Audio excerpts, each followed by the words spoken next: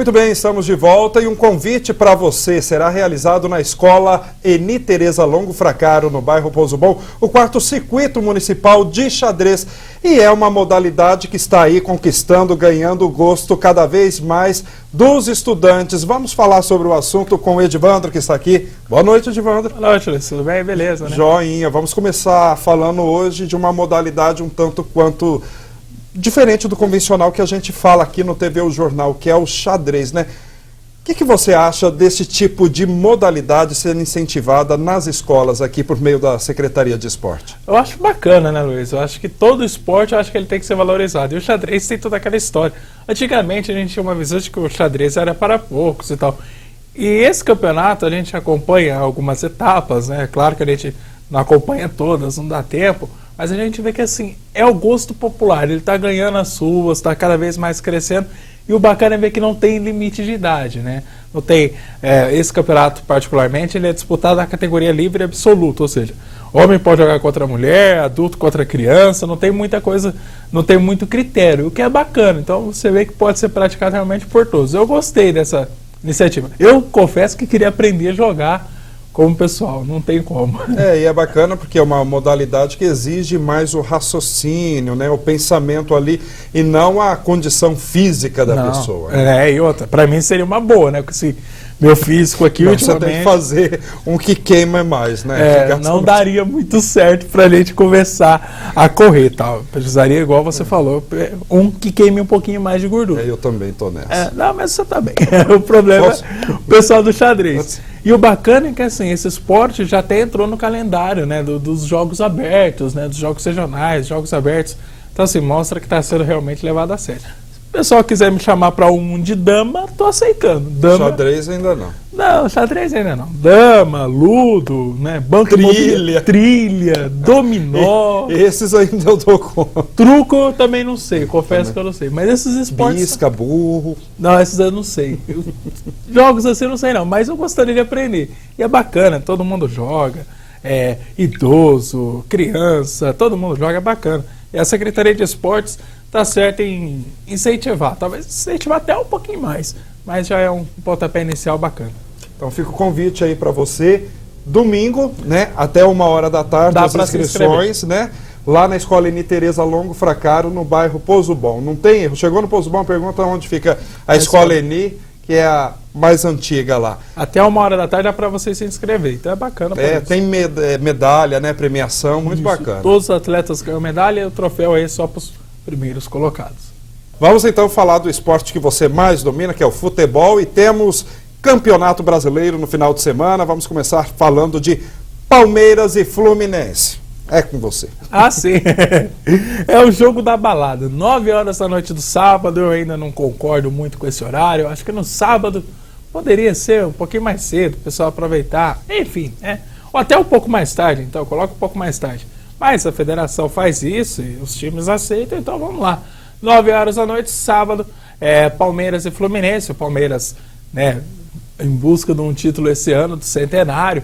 Acho que vai brigar até bem, apesar de ter a necessidade de alguns reforços, mas eu acho que esse ano não vai ser aquele ano de tão sofrimento para o time do Palmeiras, não. Acho que se deixarem um time um pouco mais tranquilo nos bastidores, dentro de campo a galera resolve. Mas pega um Fluminense que, enfim, teve toda aquela polêmica, né, de ser rebaixado ou não. Eu confesso que por mim teria sido rebaixado. Rebaixa ele, é a Portuguesa, fica tudo certo. Mas enfim, é um time que você tem que pregar respeito. Tem o Fred, que eu acho que é um dos melhores atacantes do Brasil no momento. Então a defesa tem que ficar um pouco mais ligada ali com o Fred e também ali com o Rafael Sobis, que fez uma grande partida na primeira rodada. Como nós temos vários times aí disputando no final de semana, vamos descer então para o sul do país, Coritiba e Santos. Só ainda falando um pouquinho do Palmeiras, eu acho que esse jogo é o mais equilibrado da rodada. Palmeiras e Fluminense. É o jogo que eu mais tenho vontade de assistir. Agora lá no sul, né, Coritiba e Santos eu acho que precisa ser um sinalzinho de alerta lá na Vila Belmiro.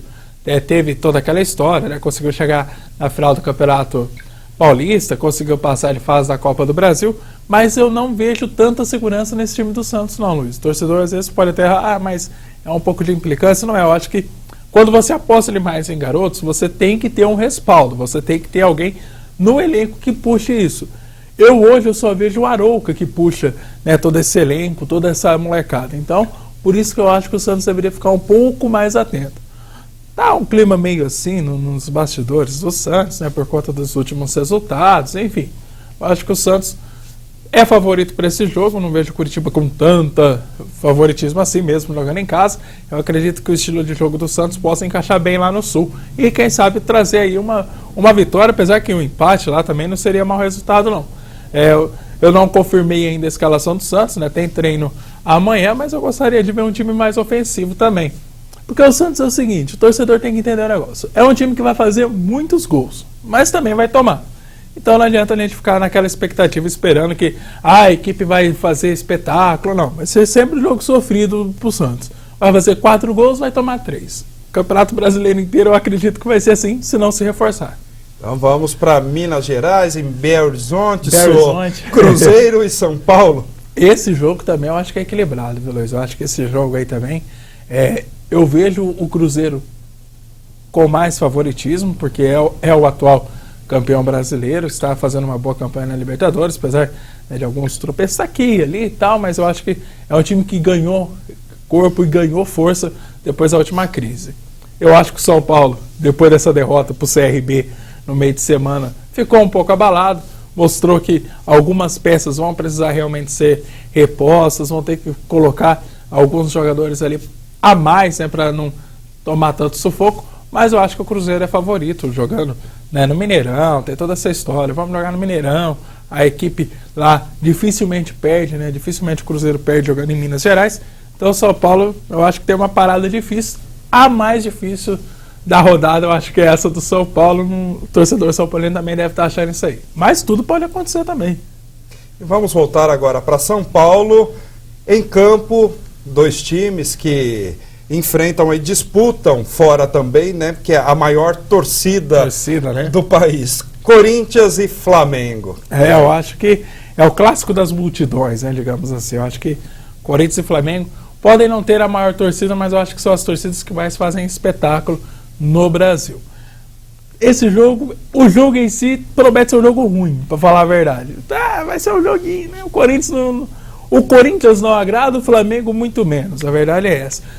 Mas tem aquelas histórias, né? Então é o reencontro do Mano Menezes com o Flamengo, saiu de lá um pouco conturbado, tem essa história aí desse reencontro, mas eu acho que o bacana desse jogo vai ser realmente a despedida, né? A diretoria, aliás, está encarando assim a despedida do Corinthians do Pacaembu. Só para lembrar, Corinthians até um pouquinho antes da Copa do Mundo vai jogar na Arena Corinthians, né, que está acabando, né? Não é que está acabando, vai ser inaugurado. Né, a gente conversando aqui antes, né, porque eles vão para o estádio. Eu falei, acabou ou vai inaugurar? Não, vai inaugurar. Completar o estádio, acabar o estádio é outra história e isso vai ficar para alguns anos ainda, acredito eu. Mas vai lá jogar lá, vai fazer toda aquela festa e a torcida do Corinthians vai se despedir do Pacaembu, que eu acho que foi a maior casa, né, do Corinthians, né, ao longo desses 102 anos, 103 anos, então eu acho que vai ser a despedida mais emocionante, eu acho que vai ser até mais emocionante que o jogo em si, porque o jogo promete ser um dos jogos mais fracos da rodada. Vamos ver então. Mais detalhes então esportivos aqui na TV Unifev, segunda-feira, meio de campo. Segunda-feira estaremos lá no meio de campo. A gente ainda não acertou ainda quem serão os convidados, mas a gente traz aí os detalhes sempre para você ficar bem informado de futebol. Lembrando que tem aí o campeonato de xadrez esse final de semana, tem o campeonato de bote, enfim, todo mundo vai ter esporte esse final de semana. E se não tiver, não vai participar de nenhum campeonato, vai pra rua, vai brincar um pouco, é bom, fazer esporte isso é bom.